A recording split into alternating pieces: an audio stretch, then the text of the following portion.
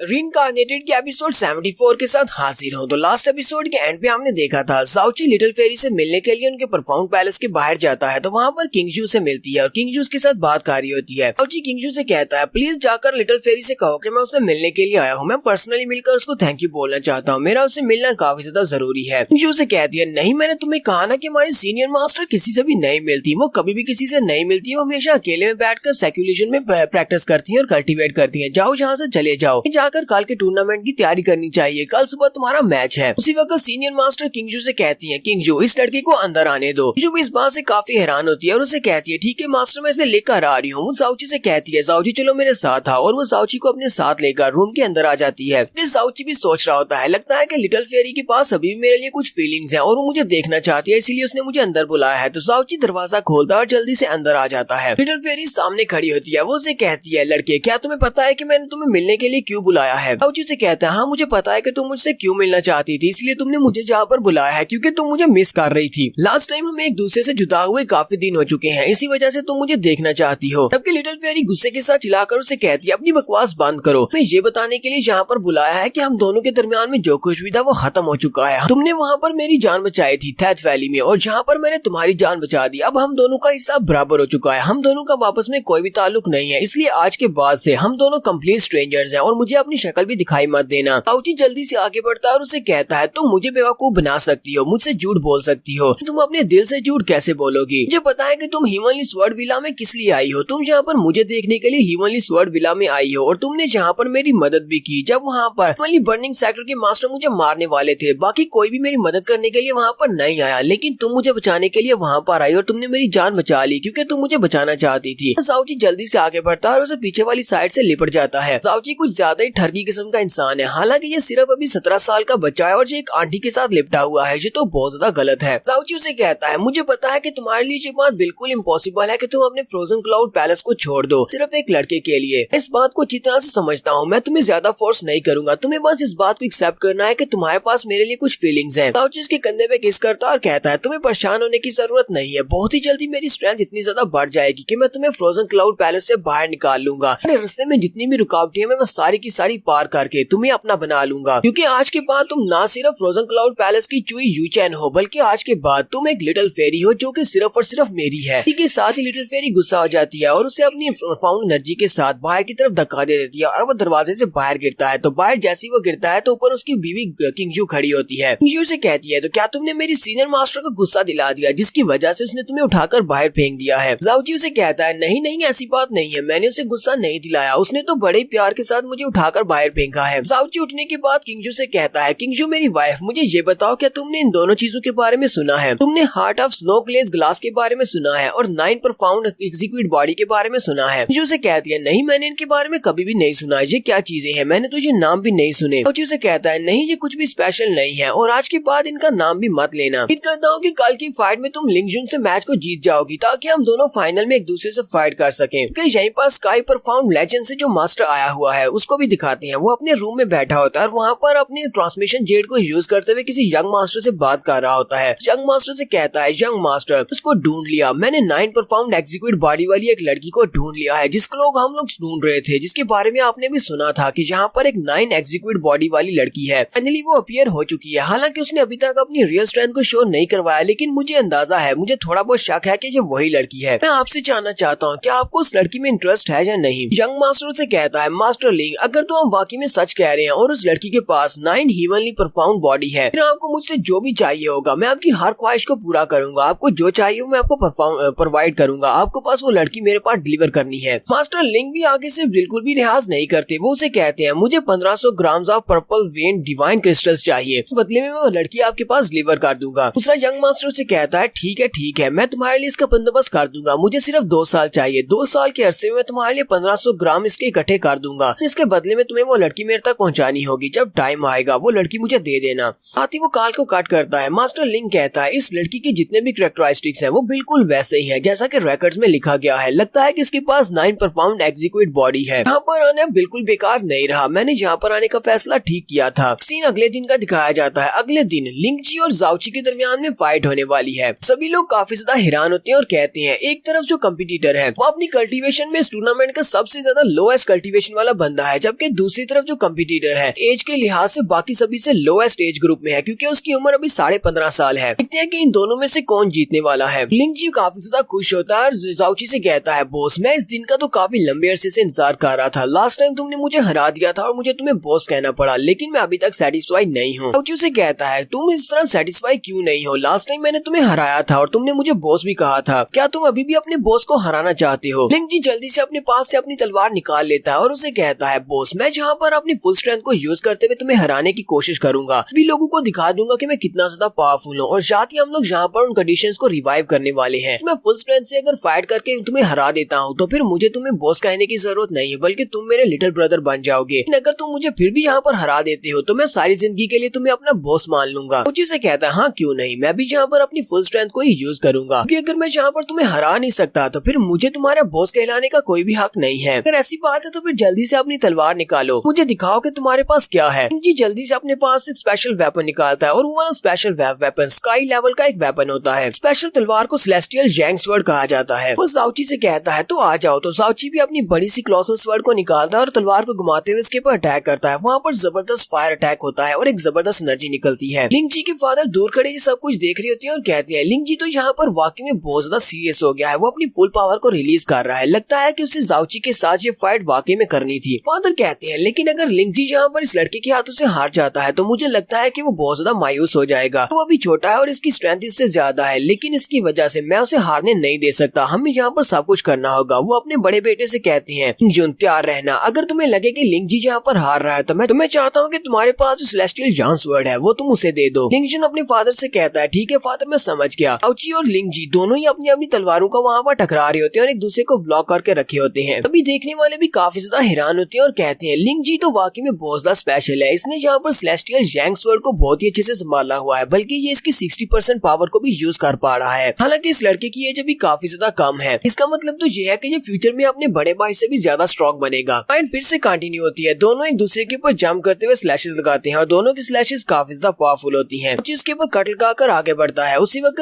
लिंग जी फिर से पीछे की तरफ से अपनी तलवार को घुमाते हुए उसके ऊपर अटैक करता है। जाओची फिर से घूमकर उसके ऊपर अटैक करता है। दोनों एक दूसरे के अटैक्स को अवॉइड कर रहे होते हैं, बार बार एक दूसरे के ऊपर अटैक्स कर रहे होते हैं। लिटिल जी यहाँ पर अपने एक स्पेशल स्किल को यूज करता है, हीवंस माइट स्वर्ड फॉर्मेशन, जिसका नाम हीवन स्टार फ्रेंजी होता है। कि हमारा जाओची अपने special skill falling moon sinking star को यूज करता है। दोनों वहाँ पर अपनी एनर्जीज को टकराती हैं तो जबरदस्त पावर निकलती है। जाओची हीवन स्टार फ्रेंजी को वहाँ पर ब्लॉक कर लेता है। देखने वाले बहुत ज्यादा हैरान होते हैं और कहते हैं, जाओची भी किसी से कम नहीं है, इसने लिंग जी के अटैक को बड़ी आसानी के साथ ब्लॉक कर लिया है। मास्टर लिंग भी वहाँ पर खड़ा ये सब कुछ देख रहा होता है। मास्टर लिंग कहता है, ये लड़का हालांकि इसकी कल्टीवेशन लेवल लो है, लेकिन क्योंकि ये लड़का एक भारी तलवार लेकर खड़ा है और इससे फाइट कर रहा है तो इसका मतलब ये है कि इसके सामने टिक सकता है। क्योंकि मैंने सुना है कि जिसके पास भी एक भारी तलवार होती है वो दुनिया के ऊपर राज कर सकता है। भारी तलवार किसी को प्रोटेक्ट करने के लिए बनाई जाती है। लिंग जी जल्दी से ऊपर की तरफ जंप करता है और ऊपर से जंप करने के बाद अपने एक स्पेशल स्किल, इसका नाम sword billions of the extreme lightning होता है, उसको यूज करते हुए नीचे की तरफ आता है। वो अपनी तलवार को जाओची के कंधे के अंदर दंसाने की कोशिश करता है। हालांकि उसकी तलवार जाओची के कंधे के करीब पहुंचती है, लेकिन उसकी बॉडी के अंदर दंस नहीं पाती। जाओची कहता है, ये पॉसिबल नहीं है, ये अपनी तलवार को मेरी बॉडी के अंदर नहीं दंसा पाएगा। जबकि लिंग जी भी इसी बारे में सोच रहा होता है कि मेरी तलवार इसकी बॉडी के अंदर दंस क्यों नहीं रही। इस अभी तक तो मेरी तलवार को उसके कंधे के अंदर चले जाना चाहिए था। इसकी स्किन इतनी ज्यादा हार्ड कैसे हो सकती है? बिल्कुल ऐसे ही जैसे कि इसने अपनी स्किन को बहुत सारे स्टील के साथ बहुत ज्यादा पावरफुल बना लिया हो। इसी वजह से मेरी तलवार इसकी बॉडी के अंदर नहीं जा पा रही। फिर मेरे बॉस ने कौन सी कल्टीवेशन टेक्निक को मास्टर किया हुआ है? लगता है कि इसने किसी स्पेशल बॉडी आर्ट को मास्टर किया है। जब वो अपनी तलवार को जाओची की बॉडी के अंदर दंसा नहीं पाता तो जाओची अपनी भारी तलवार को घुमाते हुए उसके ऊपर अटैक करता है और लिंग जी उसके अटैक की वजह से पीछे की तरफ हट जाता है। लिंग जी के मुंह से ब्लड निकल रहा होता है। इस वक्त उसका बड़ा भाई लिंग जुन उसके पास